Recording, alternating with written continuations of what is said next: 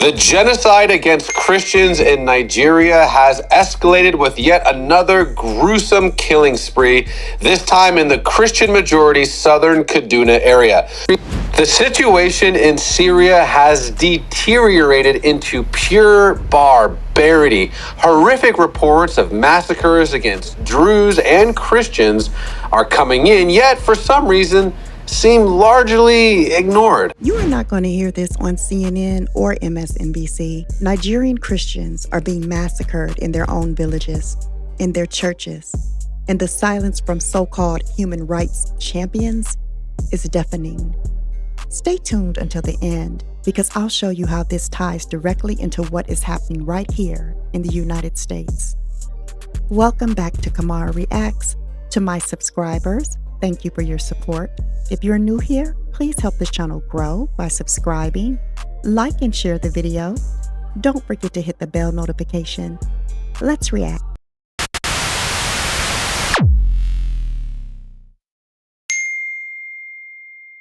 Attacks by Fulani militants, Boko Haram, and other Islamist groups, villages burned, families slaughtered, women and children kidnapped.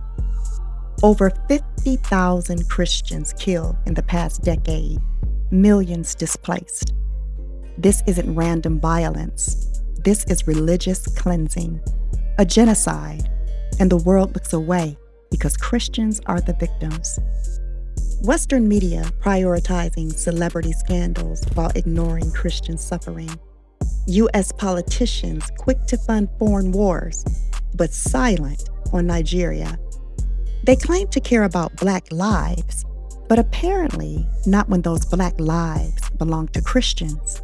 In the African nation of Nigeria, millions of Christians are persecuted by Islamic terror groups. The Nigerian government is doing very little to stop the attacks. Well, now religious freedom advocates, including one member of the U.S. Congress, are taking action. CBN's Kelly Wright has this look at the crisis. On this very day, 210 persons were slaughtered in one night, in less than 24 hours. The video from the Father's Day massacre includes graphic images of people being burned alive, families attacked, and homes destroyed in Yelawata, Nigeria. That very day, it was raining, so Fulani herdsmen, they invaded the community and claimed so many lives. Around 12 midnight, we started having calls from Yelawata that the Fulanis have come and they are killing, burning. Friday night, I was leaving my house. See my house there. I come here, they shoot gun. Later, they come, they break this house. Where my brother is sleeping here with his children. Thereby, they come, they kill people. They are breaking the house. Say, Allah Akbar, Allah Akbar, Allah Akbar. These first-hand accounts gathered by Truth Nigeria journalists describe the ongoing atrocities in a terror campaign to eradicate Nigeria's Christians. Judge Saul, filmmaker and missionary, the organizer of equipping the persecuted, highlighted this documentary as a way to sound the alarm. We need to fight this thing threefold. One, America as a government needs to get involved with a very little. I'm talking very little of our resources. If we just did the very little bit of push an aggressive foreign policy, throw some sanctions, whatever it takes, I think we can put a significant dent in this and put a stop to this. U.S. Representative Chris Smith of New Jersey, who has traveled to many dangerous areas in Nigeria, has introduced a resolution in Congress to help stop attacks fueled by religious hatred. There has been an exponential increase in attacks on Christians and some Muslims, but Christians in particular. Protestants, evangelicals, Catholics, they're firebombing their churches. The Fulani are killing them with absolute impunity. We've called on the government in Abuja and the president several times to do what governments do, law enforcement. Use the military if you have to, but stop this genocide and do it now. The resolution points to Nigeria's government's apparent open border policy that allows almost free access to the country. Fulani militants and ISIS-linked extremist groups from neighboring countries take advantage of this policy to carry out mass murder, rape, and kidnappings. We're also calling on President Trump to reissue, which he did in his first term, the designation of country of particular concern. And that then gives the president wide latitude to impose sanctions. It's an excellent bill when it's used properly. It gets the attention of all the policymakers, in this case in Abuja. It says, we're not kidding. During a White House press briefing, I asked Press Secretary Caroline Leavitt about the crisis in Nigeria. And do you know if there's any action that the president will take? I'm not tracking a call between the president and the head of Nigeria.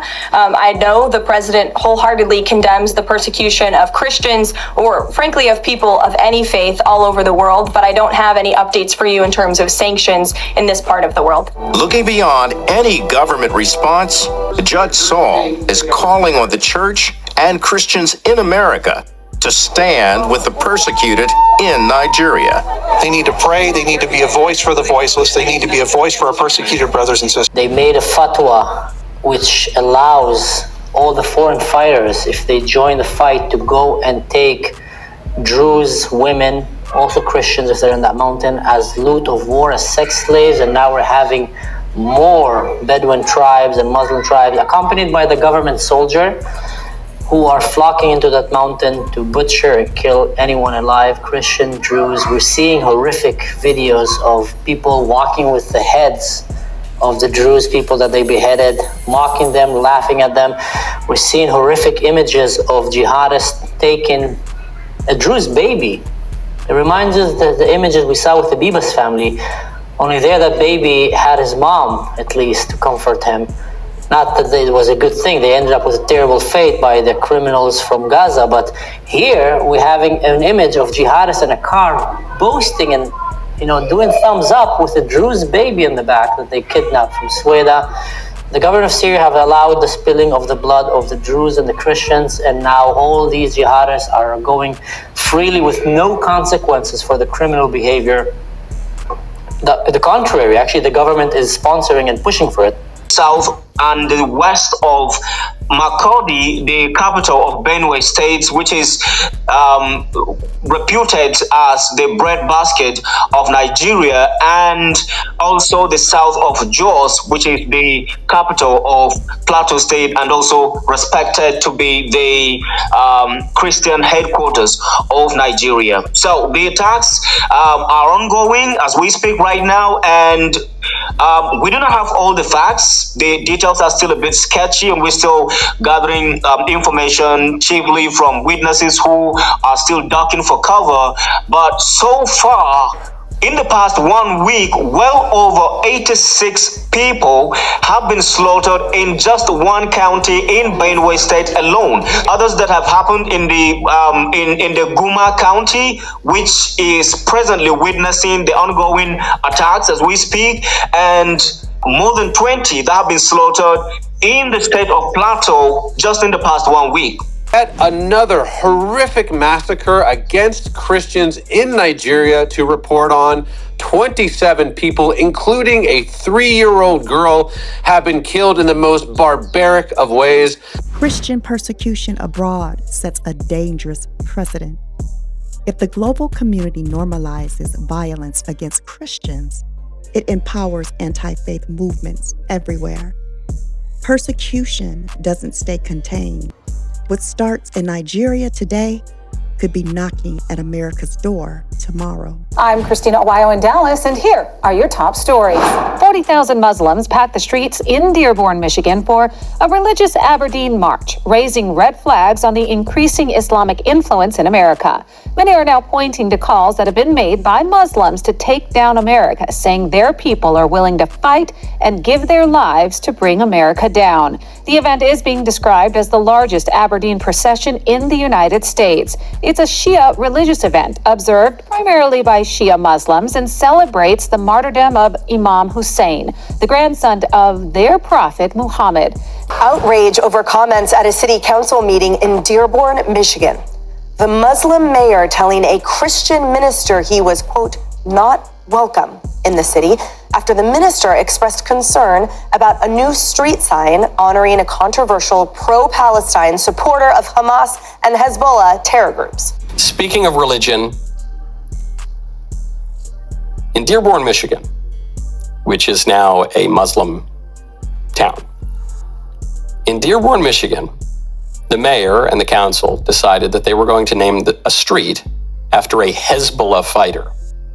Now, Hezbollah is a terror organization that has attacked not merely our allies, but has attacked the United States. Increasing hostility towards Christianity in America, churches vandalized, believers mocked, laws passed that punish faith-based convictions. You see the parallels? First, it's Christians being killed overseas. Then, it's Christians being silenced here at home. The strategy is always the same.